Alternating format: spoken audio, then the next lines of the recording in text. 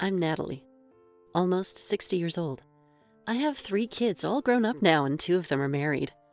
My husband passed away in a car accident when I was 50. I was in the accident too and survived, but I lost my sight in both eyes. Luckily, my kids were adults by then. They helped a lot with everything around me until I got used to my new life. Now, my eldest son, Jack, and his wife, Brooklyn, live close by.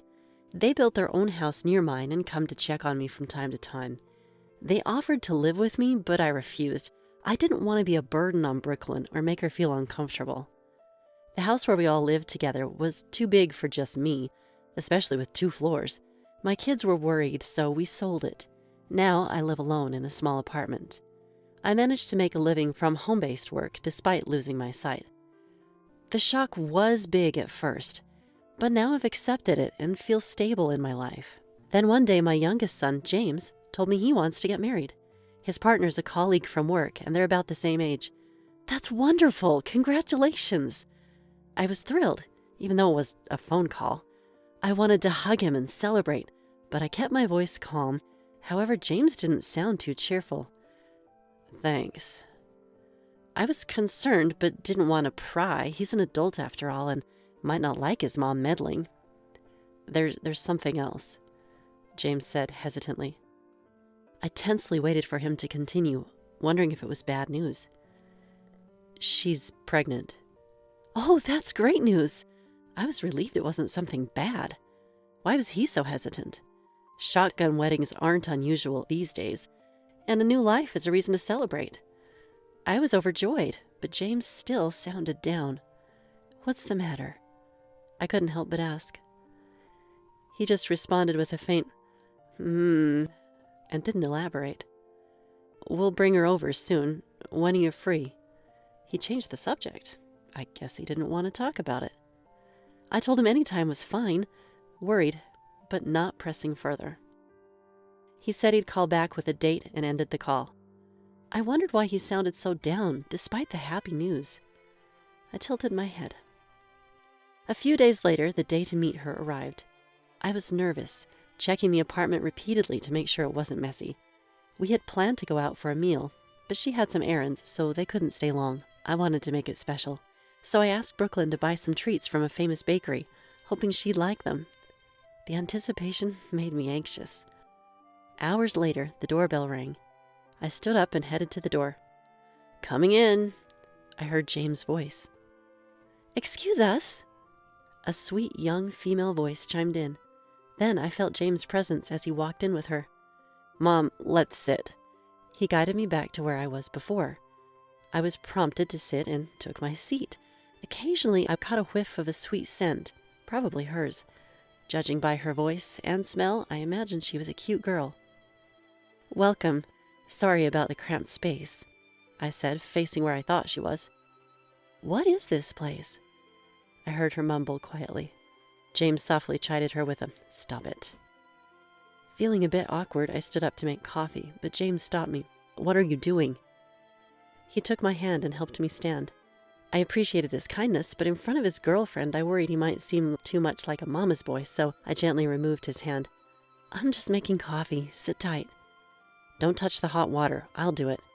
It's warm today, so I have iced coffee already. Don't worry.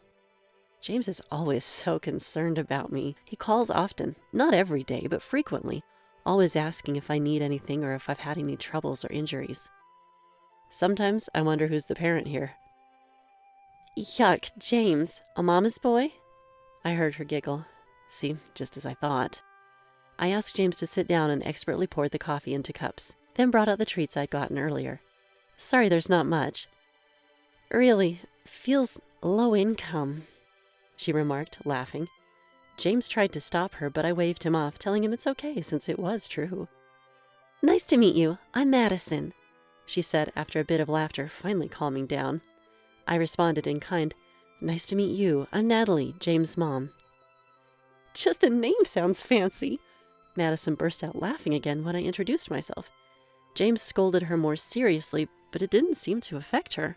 She continued making snide remarks, but I didn't let them bother me. Eventually, James, reaching his limit of frustration, left with Madison less than an hour after they arrived. He later apologized, but I reassured him that I wasn't upset, which seemed to calm him down.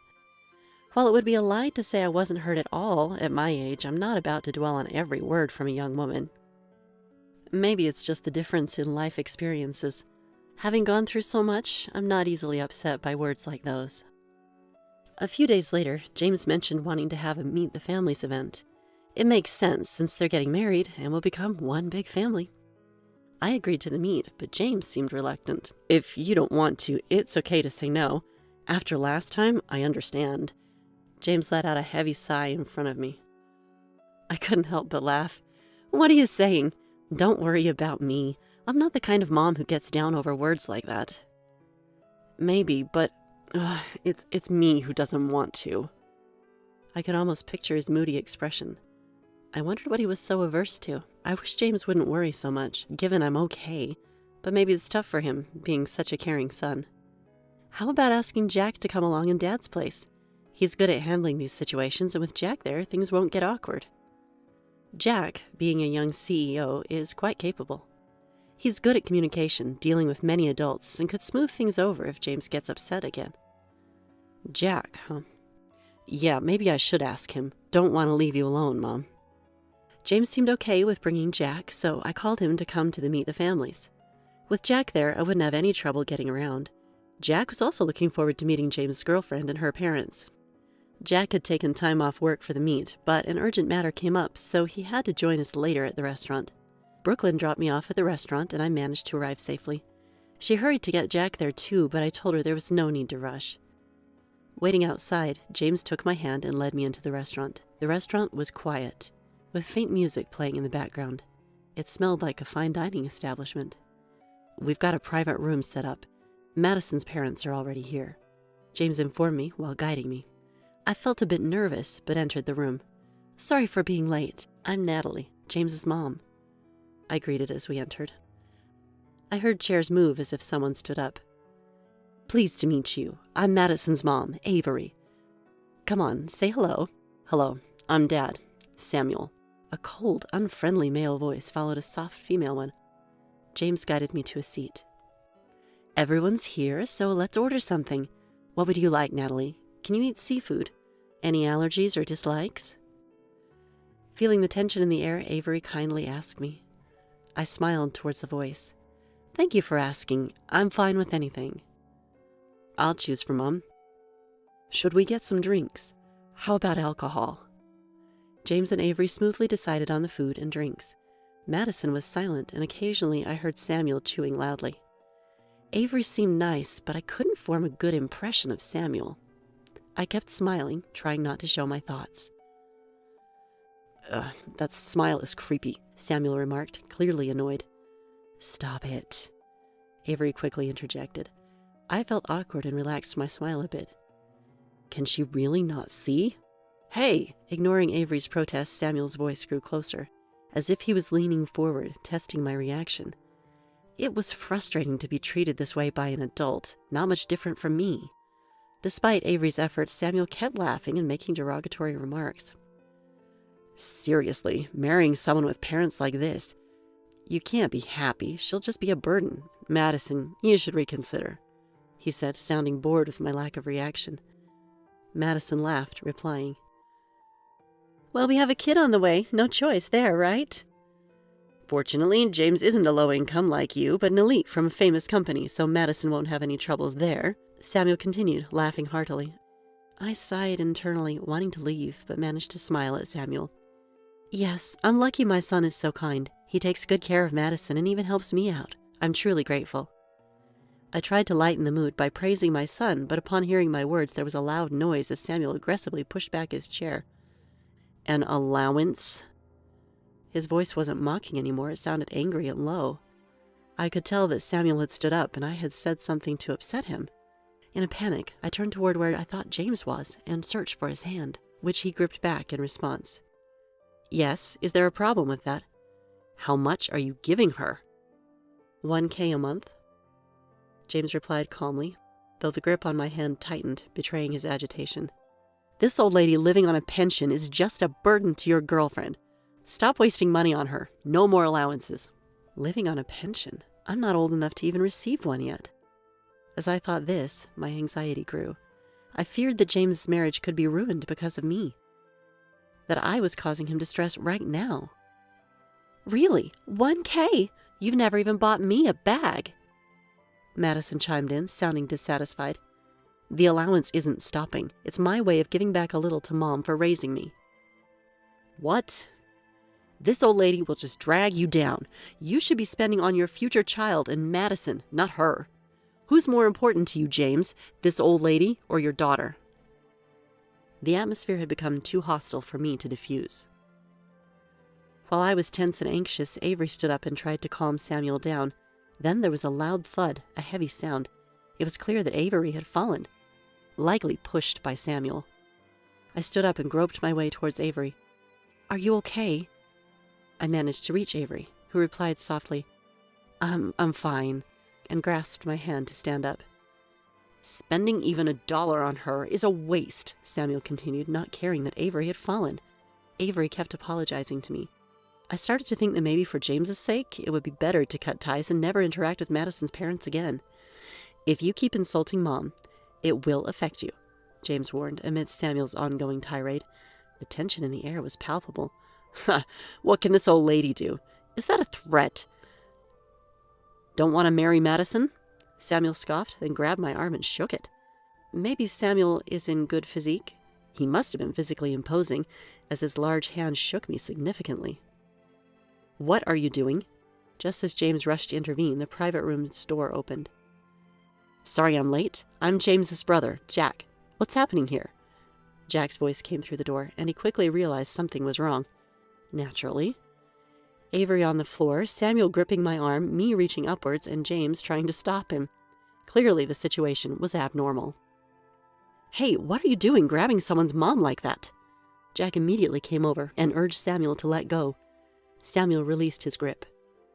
My arm hurt from being shaken, and Jack noticed me rubbing it. Asking if I was okay, I replied I was fine, then heard Samuel muttering something. I turned towards him, straining to hear. Why are you here? The CEO. Samuel's voice trembled with evident shock. Oh, you work at my company? Sorry, there are so many employees, I can't keep track, Jack said to Samuel. It turned out that Samuel was an employee at Jack's company. James, what's the meaning of this? Samuel demanded an explanation from James. James explained right away. My dad was the former CEO of the company you're working for. Now Mom is the acting CEO, but since she's blind, my brother is handling it on her behalf.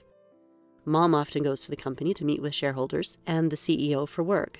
So essentially, Mom is your boss. James guided me to sit down and sighed deeply. Then he murmured softly, just loud enough for me to hear. I was going to explain if things stayed calm. Wait, what? Your brother's the CEO? You didn't tell me. He's handsome. In the irretrievable atmosphere, Madison, with her youthful naivete, raised her sweet voice and clicked her heels toward Jack. I might switch to your brother. It was clear from her voice that Madison was making advances on Jack. Jack, slightly flustered, called out to James. James sighed heavily again, and then there was a sound of something heavy being dropped. I can't marry Madison. I decided that today. I was going to stay silent. But the child in your belly, it isn't mine, is it? Wow, what's this? Pictures of her with various men? While James spoke in a low, firm tone, Jack's tone was humorous and light. Apparently what was laid before them was evidence of Madison's infidelity. The situation was clear, even without an explanation. What are you talking about? It's your child? Madison's voice pitched up, showing her distress. Now I understood why James had been upset. Then let's do a DNA test. If it's really mine, you'll agree, right? We don't need to do that. The Meet the Families had completely derailed. As I stayed silent, observing, Avery quickly intervened before Madison could make a scene. Enough. James, Mom, I'm deeply sorry for my husband and daughter's behavior. We will handle everything through lawyers from now on, including compensation. For today, let's just... Mom, wait! I guess I should say, Mom. True to form, Avery firmly scolded Madison and bowed her head. This silenced James, and we all decided to leave. Samuel, who hadn't spoken since Jack's arrival, was pale with shock as Jack gleefully informed us. In the car, James seemed relieved, laughing that he was glad to be breaking up with Madison. The tumultuous time had ended, but I was left confused for a while, trying to make sense of it all. Eventually, James ended things with Madison. No compensation was paid as they weren't married, and James declined it. Regarding Samuel, Jack conducted an investigation at the company and found his work attitude and lack of trust from colleagues problematic, and decided to transfer him to a different department with a stricter boss. Jack thought Samuel would likely resign soon. I also received a call from Avery personally. "I'm truly sorry for what we did to you, Natalie. Money can't make up for it," she said, sounding on the verge of tears. I reassured her not to worry and speculated she might have a harder time ahead with Samuel and Madison's pregnancy issues. "No, it doesn't matter anymore. I've divorced him." Apparently Avery had had enough of being pushed around by Samuel and Madison. Madison angrily left home, and Samuel readily signed the divorce papers, claiming, "You can't do anything without me." They'd likely fall without Avery. "I'm still concerned about the child in Madison's belly, so I'll keep minimal contact with her," Avery said, laughing bitterly, before ending the call. Though James's marriage and child were unfortunate, I hoped for his happiness and looked forward to hearing from him again.